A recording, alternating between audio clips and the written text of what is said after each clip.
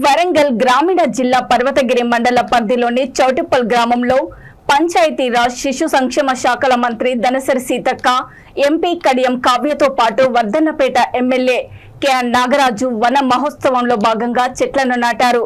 అనంతరం ఫ్యాక్స్ నూతన భవనము, పలు గ్రామాల రోడ్ల పనులకు శంకుస్థాపన చేశారు.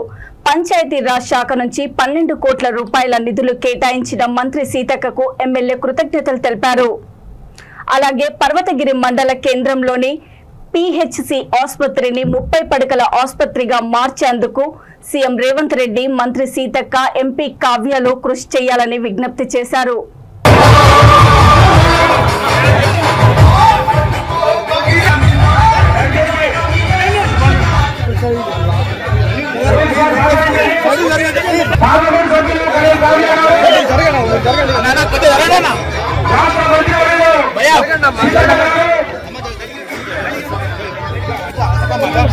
అదేవిధంగా జిల్లా పంచాయతీ అధ్యక్షులు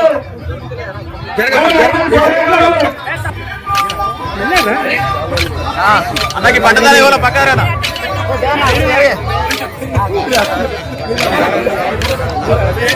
కనబడుతుంది పేరేంటి?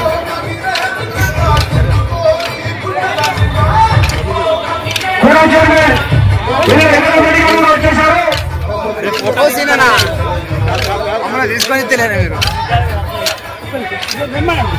జిల్లా కాంగ్రెస్ పార్టీ అధ్యక్షులు కార్పొరేషన్ చైర్మన్ రామరెడ్డి గారు, మేడం రాష్ట్ర మంత్రి గారు రెడ్డి గారు, జిల్లా కాంగ్రెస్ కమిటీ అధ్యక్షురాలు స్వర్ణ గారు, వృక్ష రక్షిత రక్షిత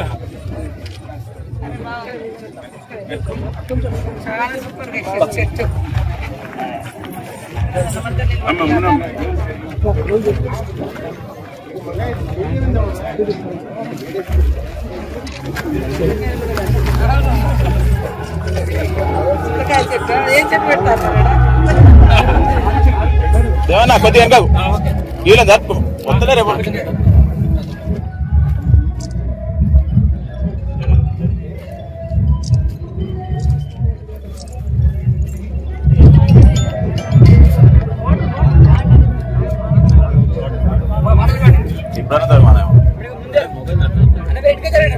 కొంచెం జరగండి.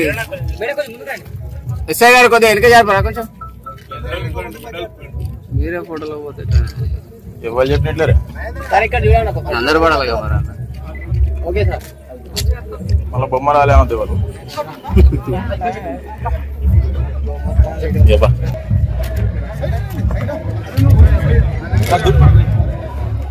మిగతాలు కూడా మొదలు పెడతారని అన్ని కాన్స్టిట్యూన్స్ కి 5,000 చొప్పున ఇవ్వడం జరిగింది.